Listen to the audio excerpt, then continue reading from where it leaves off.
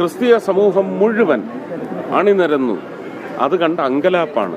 അല്ലെങ്കിൽ പിന്നെ എന്താ ആങ്ങളെയും പെങ്ങളും വരാഞ്ഞത്? നമ്മളെയാണല്ലോ മച്ചമ്പി. പോയാലോ? വേണ്ടല്ലേ? അതിന് തിരിച്ച് ഞാൻ പറഞ്ഞിട്ടുണ്ട്. ആ കണക്ക് നിങ്ങൾക്കറിയാവല്ലോ അല്ലേ? ചോരക്കണക്ക് കേരളത്തില് ജാതി സ്പിരിറ്റ് വർക്ക് ചെയ്യുന്നു. സാത്താനെ എന്നോട് വർക്ക് ചെയ്ത് പറയരുത്. അല്ലാതെ ജബൽപൂരിലെ സംഭവത്തിനെ ന്യായീകരിക്കുകയാണോ? നിങ്ങൾ ആരാ?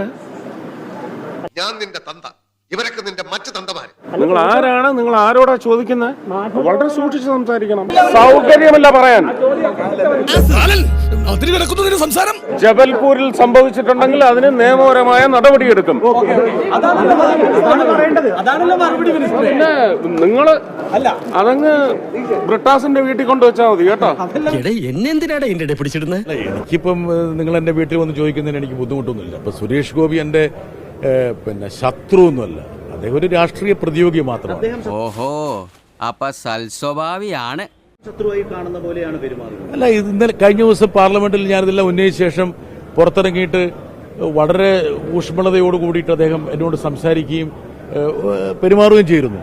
അത്രയ്ക്കൊന്നുമില്ല, ഒരു സ്വൽപ്പം. എനിക്ക് തോന്നുന്നു അദ്ദേഹം ഒരു നടനകലയിലുള്ള ഒരു വൈഭവം അദ്ദേഹം പ്രകടിപ്പിക്കുന്നതായിരിക്കാം. അദ്ദേഹത്തിന് ഭയങ്കരമായ ഒരു വീര്യമുണ്ട്, അല്ലെങ്കിൽ ഉഷിരുണ്ടെന്നൊക്കെ തോന്നിപ്പിക്കുന്നതായിരിക്കും. ശരിയാ, എന്റെ ഉള്ളിലൊരു കലാകാരൻ ഉറങ്ങിക്കിടപ്പെടുന്നു എനിക്ക് പലപ്പോഴും തോന്നിയിട്ടുണ്ട്. പക്ഷെ എനിക്ക് എന്റെ മിത്രമായിട്ടുള്ള സുരേഷ് ഗോപിയോട് പറയാനുള്ളത്, രാഷ്ട്രീയത്തിലും ഒരു സ്ക്രിപ്റ്റ് റൈറ്ററുടെ ആവശ്യം മൂപ്പർക്കുണ്ട്. സുരേഷ് ഗോപി പറയുന്നതിനെ നമ്മൾ സീരിയസ് ആയി എടുക്കരുത്. ഇത് സുരേഷ് ഗോപി പറയുന്നതിനെ സുരേഷ് ഗോപി പോലും സീരിയസ് ആയി എടുക്കുന്നില്ല. സുരേഷ് ഗോപിയുടെ പാർട്ടി പോലും സീരിയസ് ആയി എടുക്കുന്നില്ല. അത് കൊച്ചമ്മ പറയാതെ എനിക്കറിയില്ലേ. നിങ്ങളൊക്കെ ഈ എനിക്ക് തന്നെ എന്നെ വിശ്വാസമില്ല.